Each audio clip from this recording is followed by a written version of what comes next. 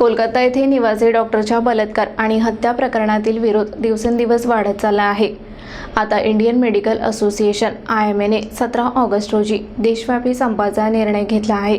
यामध्ये अकोला जिल्ह्यातील डॉक्टरही सहभागी होणार असल्याची माहिती अकोला IMA अध्यक्ष डॉक्टर सोनोने यांनी दिली। कोलकात्याच्या GR कर रुग्णालयात प्रशिक्षु डॉक्टरवर बलात्कार आणि त्यानंतर हत्या करण्यात आल्याचे प्रकरण आता गंभीर वळण घेत आहे। या प्रकरणात बुधवारी रात्री झालेल्या हिंसक निदर्शनानंतर परिस्थिती आणखीनच चिघळली आहे। या विरोधात इंडियन मेडिकल असोसिएशन IMAने गुरुवारी घोषणा केली की ते 17 ऑगस्ट रोजी सकाळी 6 वाजल्यापासून 26 तासांसाठी देशभरातील गैर तात्काळ सेवांना बंद ठेवणार आहेत। यापूर्वी फेडरेशन ऑफ रेजिडेंट डॉक्टर्स असोसिएशननेही संपाची घोषणा केली होती।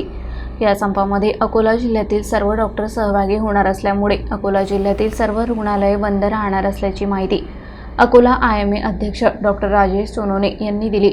त्यांनी हेही स्पष्ट केले की या संपादरम्यान अत्यावश्यक सेवांचा समावेश सुरूच राहील। आपत्कालीन विभागात वैद्यकीय कामकाज सुरू राहील, परंतु बाह्य रुग्ण विभाग OPD सेवा बंद राहतील आणि निवडक शस्त्रक्रिया स्थगित करण्यात येतील। अपघातग्रस्त रुग्णांना मदत केली जाईल, परंतु नियमित OPD सेवा बंद राहतील आणि कोणत्याही वैकल्पिक शस्त्रक्रिया केल्या जाणार नसल्याचे देखील त्यांनी यावेळी अकोला न्यूज नेटवर्कशी बोलताना सांगितले। नमस्कार, मी डॉक्टर राजेंद्र कुमार सोनोने, अध्यक्ष इंडियन मेडिकल असोसिएशन अकोला शाखा।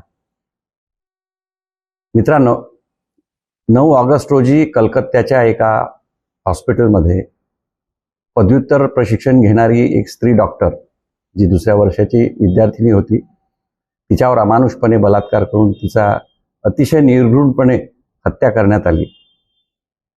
त्या निमित्ताने पुन्हा एकदा डॉक्टरांवर होणारे जे हल्ले आहेत, त्यांच्या शरीरावरती होणाऱ्या जखमा आहेत, याच्याविषयी पुन्हा एकदा सगळीकडे चर्चा सुरू झाली। पण यावरती नेमकं उत्तर आजपर्यंत कुणीही शोधलं नाही। समाजाला आरोग्यसेवा हवी, तात्काळ हवी, पण डॉक्टरांवरती हल्ले पण करण्याची त्यांच्यामध्ये प्रवृत्ती वाढते आहे।